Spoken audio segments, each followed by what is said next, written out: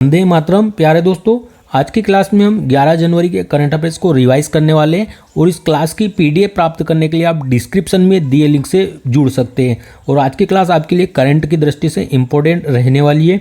हाल ही में चिकित्सा पत्रिका नेचर एजिंग के ग्लोबल एजिंग इंडेक्स 2025 में भारत को कौन सा स्थान मिला है? तो चिकित्सा पत्रिका नेचर एजिंग और ग्लोबल एजिंग इंडेक्स 2025 में भारत को 123वां स्थान मिला है। इसमें किस बारे में बताया गया है, अर्थात हम बूढ़े होते हुए जो पीढ़ी है हमारी समाज की, उसको संभालने के लिए कितना तैयार है, इस इंडेक्स में इसका जो गणना की गई है। Global ageing index nature ageing पत्रिका के द्वारा इसे लॉन्च किया गया है और इसमें किस आधार माना गया है? तो बूढ़े होते हुए समाज को संभालने के लिए हमारा देश कितना तैयार है, इसके लिए जारी हुई है global ageing index nature ageing पत्रिका के द्वारा। तो इसमें विश्व में पहले स्थान पर स्विट्जरलैंड है, अर्थात स्विट्जरलैंड सबसे ज़्यादा जो अपनी बूढ़ी होती पीढ़ी है उसे संभालने में सक्षम है। भारत का स्थान इसमें अगर बात करें तो 123वां स्थान है भारत का इसमें। और कुल देशों की बात करें तो 143 देशों को इसमें शामिल किया गया था, जिसमें भारत को 123वां स्थान मिला है। जो नल्ला पाकिस्तान है उसको 118वां स्थान मिला है। इसमें यह जवानों को तो संभाल नहीं पा रहा है और बुड्ढों को संभाल लेगा, अर्थात भारत से अच्छी रैंक है इसकी संभालने में, भारत का 123वां स्थान है। तो ये भी एक फर्जी इंडेक्स है। अगर बात करें एशिया में टॉप स्थान पर कौन रहा है? तो सिंगापुर एशिया में टॉप स्थान पर रहा है और भारत का 123वां स्थान है। 105वीं रैंक हमारी हंगर इंडेक्स में भुखमरी सूचकांक में। 79वां स्थान हमारा रूल ऑफ लॉ सूचकांक में है। तीसरे स्थान पर हम एशिया पावर इंडेक्स में, और तीसरा स्थान हमारा यूनिकॉर्न इंडेक्स में भी है। जो विश्व वर्ल्ड यूनिकॉर्न इंडेक्स है उसमें भी हम तीसरे स्थान पर रहे थे। फायर पावर इंडेक्स में चौथा स्थान है हमारा। पहले स्थान पर हम इंटरनेट के शटडाउन में विश्व में भारत का पहला स्थान है। 10वां स्थान हमारा साइबर अपराध में है, साइबर अपराध में हमारा 10वां स्थान है। 159वां स्थान हमारा प्रेस फ्रीडम इंडेक्स में, प्रेस स्वतंत्रता सूचकांक में 159वें स्थान पर है हम। 134वां स्थान हमारा मानव विकास सूचकांक में, ह्यूमन डेवलपमेंट में। 108वीं रैंक हमारी जो जेंडर इनइक्वलिटी इंडेक्स में इसमें, और भ्रष्टाचार धारणा सूचकांक में हमारा स्थान 93 है। विश्व में आपको याद रखना है कि भारत की रैंक किस इंडेक्स में कौन सी है, यहाँ से एक प्रश्न आ ही जाता है एग्जाम में। नेक्स्ट प्रश्न है, हाल ही में विश्व हिंदी दिवस 2025 कब मनाया गया? तो 10 जनवरी को मनाया जाता है विश्व हिंदी दिवस। विश्व हिंदी दिवस 10 जनवरी को मनाया गया। और 10 जनवरी की तारीख ही क्यों चुनी इसे मनाने की? तो 1975 में फर्स्ट विश्व हिंदी सम्मेलन होता है। कब? 10 जनवरी 1975 को फर्स्ट विश्व हिंदी सम्मेलन होता है। इसके लिए 10 जनवरी को मनाया जाता है विश्व हिंदी दिवस। इस समय भारत की प्रधानमंत्री इंदिरा गांधी थी और इसका आयोजन कहाँ पर हुआ था? तो नागपुर महाराष्ट्र में आयोजित हुआ था 1975 में पहला विश्व हिंदी सम्मेलन। 2006 में इसे मनाने की घोषणा होती है, जब मनमोहन सिंह जी हमारे प्रधानमंत्री थे तब इस विश्व हिंदी दिवस मनाने की घोषणा होती है। अगर इस बार की थीम देखें तो इस बार की थीम क्या है? तो वैश्विक एकता और सांस्कृतिक गर्व की आवाज़ हिंदी। वैश्विक एकता और सांस्कृतिक गर्व की आवाज़ हिंदी इस बार की थीम है। अगर हम बात करें हिंदी दिवस, केवल हिंदी दिवस कब मनाया जाता है? तो 14 सितंबर को कौन सा दिवस मनाया जाता है? हिंदी दिवस मनाया जाता है। और हिंदी दिवस 14 सितंबर को ही क्यों मनाते हैं? क्योंकि 14 सितंबर 1949 को संविधान सभा ने हिंदी को राजकीय भाषा घोषित किया था, इसलिए 14 सितंबर को मनाया जाता है हिंदी दिवस। आगे हम देखते हैं 9 जनवरी को हमने कौन सा दिवस मनाया था? तो प्रवासी भारतीय दिवस मनाया हमने 9 जनवरी को। और उड़ीसा में इस बार इसका आयोजन हुआ था भुवनेश्वर में प्रवासी भारतीय दिवस का। चीफ गेस्ट कौन थे हमारे प्रवासी भारतीय दिवस पर? तो जो त्रिनाद और टोबैगो के राष्ट्रपति है यह हमारे मुख्य अतिथि थे इस बार। हिंदी के विकास पर बल दिया जाएगा गवर्नमेंट के द्वारा, यह कौन सा आर्टिकल कहता है? तो आर्टिकल 351 के तहत हिंदी के विकास पर बल दिया जाएगा। राजभाषा किस भाग में हमारी राजभाषा का वर्णन? तो भाग 17 में राजभाषा का वर्णन है। आर्टिकल 343 से आर्टिकल 351 तक राजभाषा का वर्णन किया गया है। यह आपको ध्यान में रखना है कुछ बातें। नेक्स्ट प्रश्न है, हाल ही में ग्राहक अनुभव के लिए एयरपोर्ट काउंसिल इंटरनेशनल से लेवल 5 मान्यता प्राप्त करने वाला दुनिया का तीसरा एयरपोर्ट कौन सा है?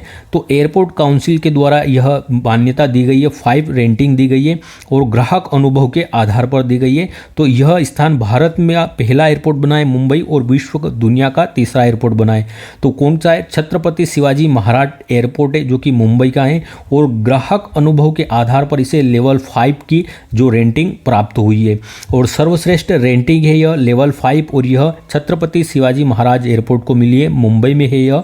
और ग्राहक अनुभव के आधार पर यह रेटिंग दी गई है, अर्थात ग्राहकों को जो सुविधा है उनकी सुगम यात्राएं उसके लिए यह रेटिंग दी गई है।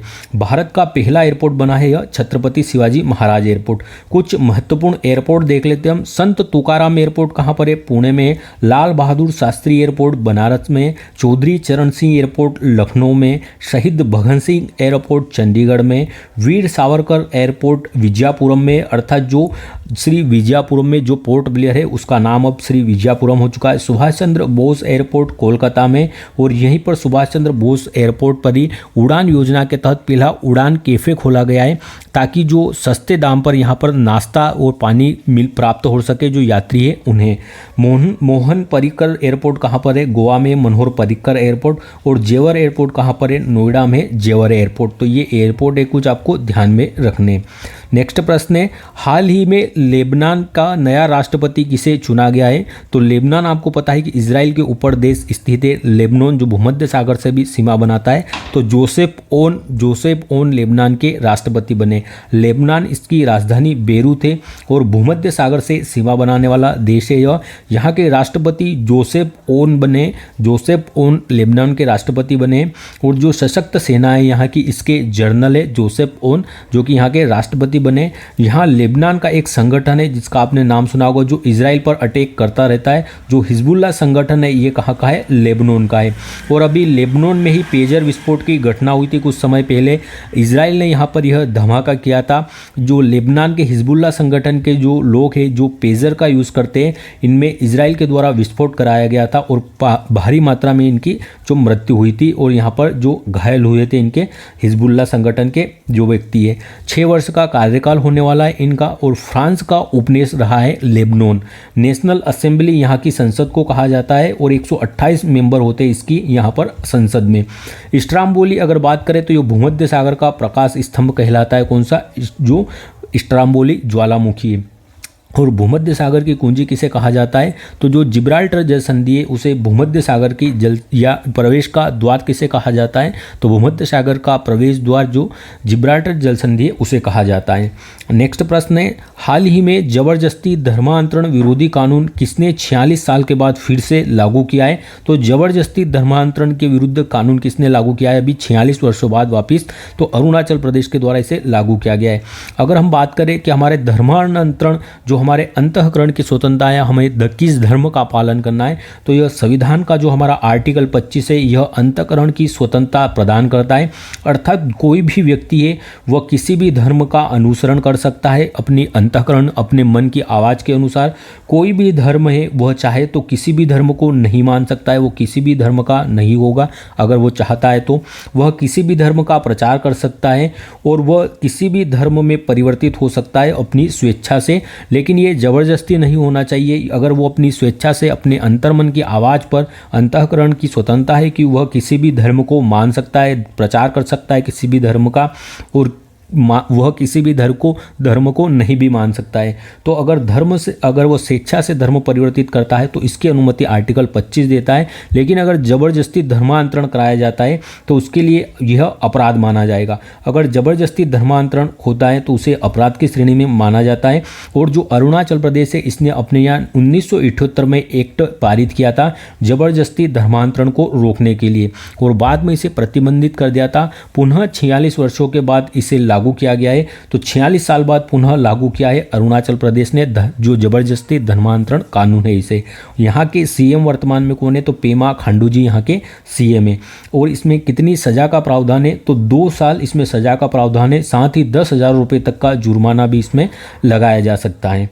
नेक्स्ट प्रश्न है, हाल ही में हेनले पासपोर्ट इंडेक्स 2025 में भारत को कौन सा स्थान मिला है? तो 2025 का यह पहली बार इंडेक्स आया है हेनले। यह वर्ष में 3 बार आता है हेनले पासपोर्ट इंडेक्स, तो ये 2025 में पहली बार आया है। तो भारत को इसमें 85वां स्थान मिला है हेनले पासपोर्ट इंडेक्स में।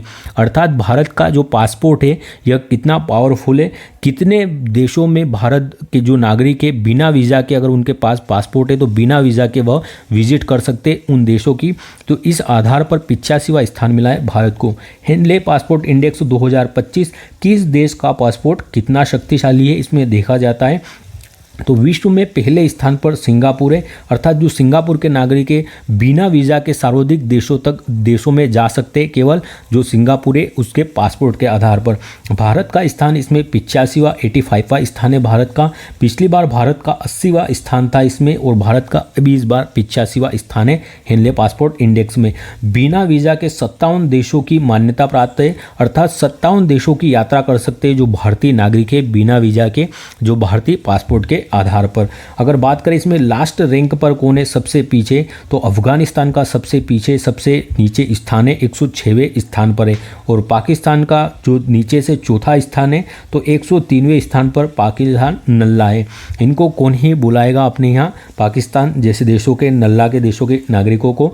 तो नेक्स्ट प्रश्न हमारा है, गणतंत्र दिवस परेड 2025 में कौन सा संस्थान अपने 150 साल पूरे होने के उपलक्ष्य में पहली बार झांकी प्रदर्शित करने का। तो जो हमारा गणतंत्र दिवस है 2025 का, तो कौन सा संस्थान है जो 150 वर्ष पूरे होने के उपलक्ष्य में पहली बार अपनी गणतंत्र दिवस पर झांकी को प्रदर्शित करेगा, तो जो मौसम विज्ञान विभाग है हमारा, जो इंडियन मेट्रोलॉजी डिपार्टमेंट है, यह अपनी झांकी प्रदर्शित करने वाला है। 26 जनवरी 2025 को हमारा गणतंत्र दिवस मनाया जाएगा।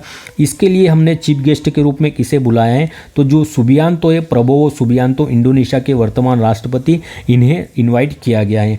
पहली बार झांकी कौन निकालने वाला है यहाँ पर, तो जो इंडियन मेट्रोलॉजी डिपार्टमेंट है, भारतीय मौसम विज्ञान विभाग, इसके द्वारा पहली बार 26 जनवरी को गणतंत्र दिवस पर झांकी निकाली जाएगी।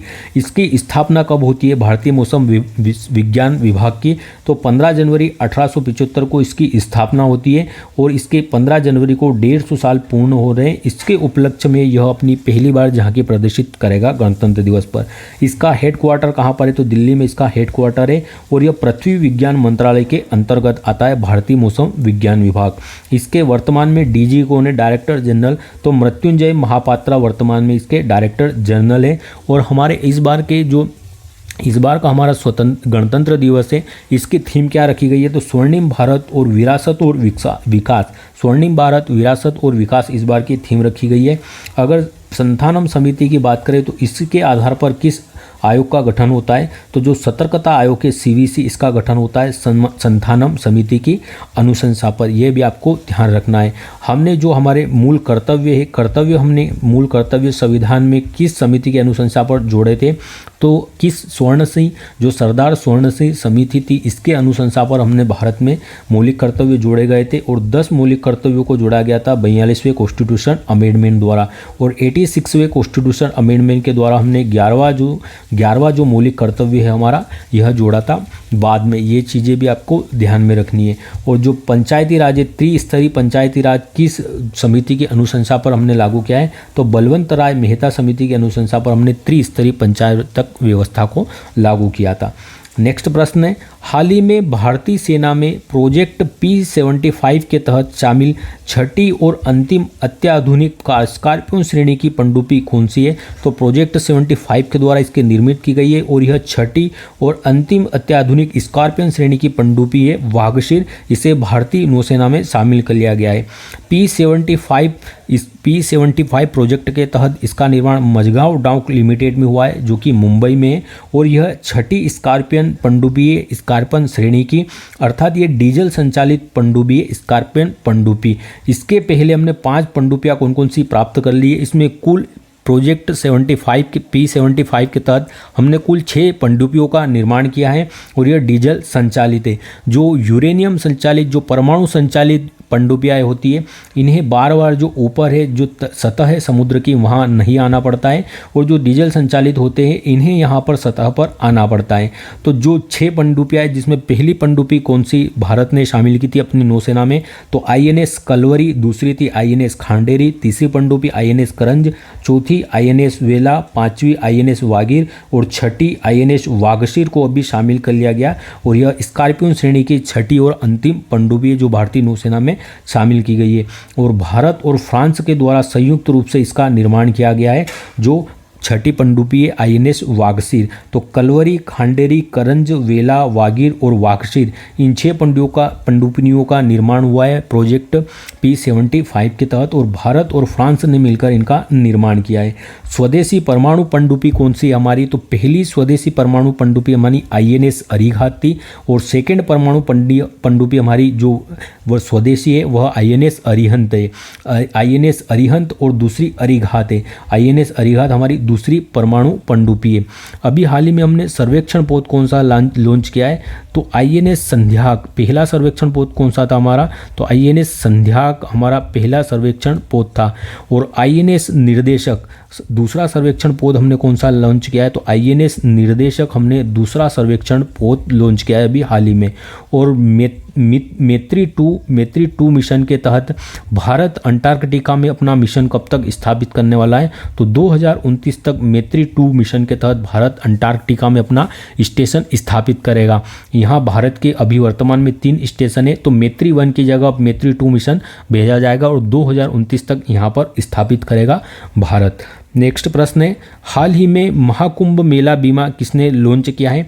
तो अगर महाकुंभ मेला आपको पता है कि प्रारंभ होने जा रहा है और प्रयागराज संगम की धरती पर, तो अगर यहाँ आप जाते हैं यात्रा के दौरान अगर आपके साथ कोई दुर्घटना होती है तो उसके लिए दो कंपनियां हैं उनके द्वारा आपके लिए बीमा लॉन्च किया गया है। तो फ़ोनपे और जो ICICI लोम्बार्ड बैंक है इनके द्वारा यह बीमा का प्लान लाया गया है। महाकुंभ मेला बीमा के नाम से यह अपना जो है बीमा लाई है। महाकुंभ मेला बीमा जो प्रयागराज में आयोजित होने वाला है महाकुंभ, इसके लिए 13 जनवरी को जो पौष पूर्णिमा रहेगी इस दिन 13 जनवरी को, तो इस दिन से यहाँ पर प्रारंभ होने वाला है महाकुंभ संगम की धरती पर प्रयागराज में।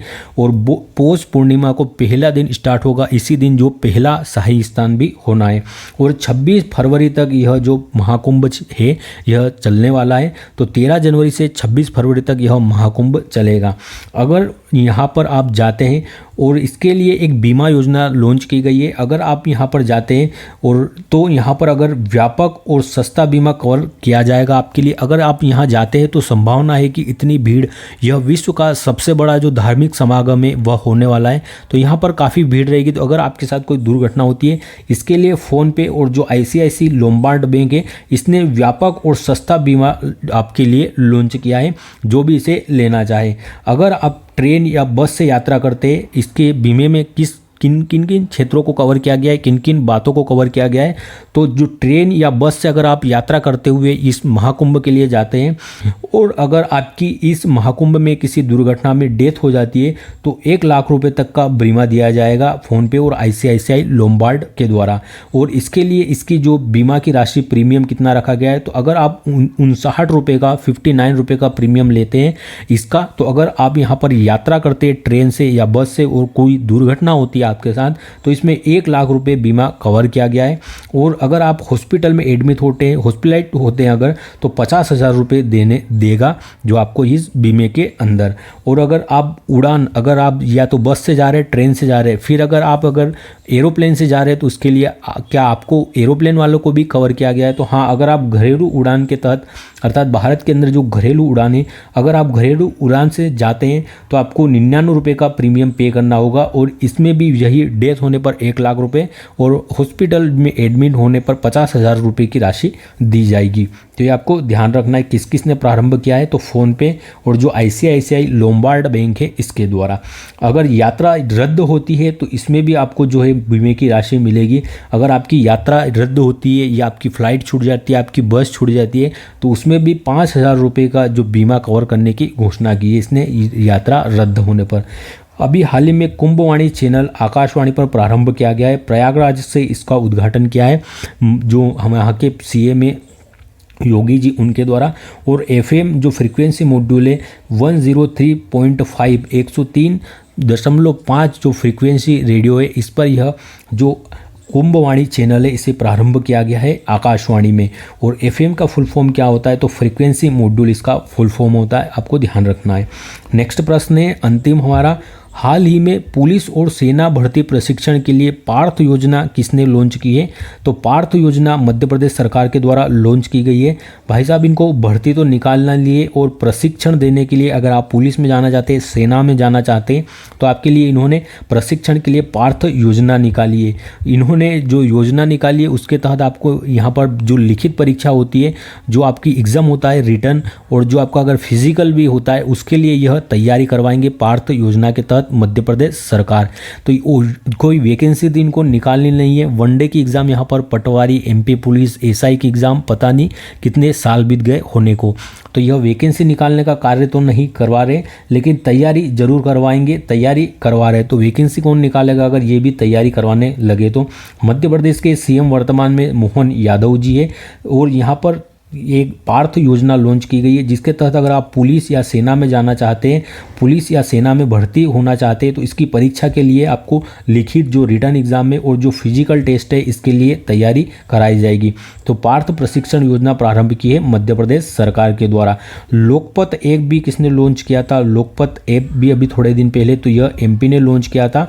जहाँ भी सड़कें खराब है वहाँ का फोटो खींचकर आप यहाँ पर भेज दीजिए लोकपथ ऐप पर। जो भारत दुनिया की पहली वैदिक घड़ी है, कहाँ पर स्थापित हुई है? तो यह भी मध्य प्रदेश में हुई है, उज्जैन में, दुनिया की पहली वैदिक घड़ी। और जो प्रसादम यहाँ पर स्वच्छ फूड स्ट्रीट है, प्रसादम, यह कहाँ पर हुई है? भारत की पहली प्रारंभ, तो यह उज्जैन में हुई है, उज्जैन में प्रारंभ हुई है मध्य प्रदेश में जो पहली स्वच्छ फूड स्ट्रीट है, प्रसादम। अगर बात करें स्वच्छता सम्मेलन, जो स्वच्छता प्रोग्राम का आयोजन हुआ था, इसमें जो हमारी राष्ट्रपति है द्रौपदी मुर्मू जी ने कहाँ पर भाग लिया था? तो उन्होंने उज्जैन में ही इसमें भाग लिया था। और तानसेन समारोह का आयोजन कहाँ पर होता है? मध्य प्रदेश में। तो जो ग्वालियर है, ग्वालियर यहाँ पर तानसेन समारोह का आयोजन होता है मध्य प्रदेश में, ये भी आपको ध्यान रखना है। तो धन्यवाद, जय हिंद। अगर आपको क्लास अच्छी लगी हो तो आप वीडियो को लाइक ज़रूर करिएगा, और निस्वार्थ भाव से मैं भी आपके लिए कार्य करता हूँ, और ना बिना किसी डिमांड के आपके लिए मैं डेली वीडियो बनाता हूँ। इससे आपको डेफिनेटली जो बेनिफिट तो मिलता ही होगा, तभी आप रोज़ वीडियो देखते हैं, तो आपकी एग्ज़ाम की तैयारी और बेहतर हो सके, इसलिए आप प्रतिदिन क्लास को ज़रूर लिया करिए। थोड़ा टाइम निकालकर अपनी ज़िंदगी से अपने लिए, अपनी एग्ज़ाम की तैयारी के लिए इस क्लास को डेली लेना प्रारंभ कर दीजिए। आपको थोड़े दिन के अंदर ही आपकी तैयारी में एक बदलाव देखने को मिलेगा। आपको करंट अफेयर्स पर आपकी पकड़ तो बनेगी, इसके साथ आप स्टैटिक जीके पर भी देखोगे कि जो करंट से रिलेटेड स्टैटिक जीके है उस पर भी आपकी पकड़ एकदम मजबूत और अच्छी रहेगी, और एग्ज़ाम में आपको कॉन्फिडेंस भी मिलेगा इससे। तो डेली क्लास ज़रूर लीजिए करें, और अगर क्लास अच्छी लगे तो लाइक कर दिया करें, और अगर आपकी कुछ बात है, आप कुछ व्यक्त करना चाहते हैं क्लास के बारे में, तो कमेंट भी ज़रूर करिए। धन्यवाद, जय हिंद।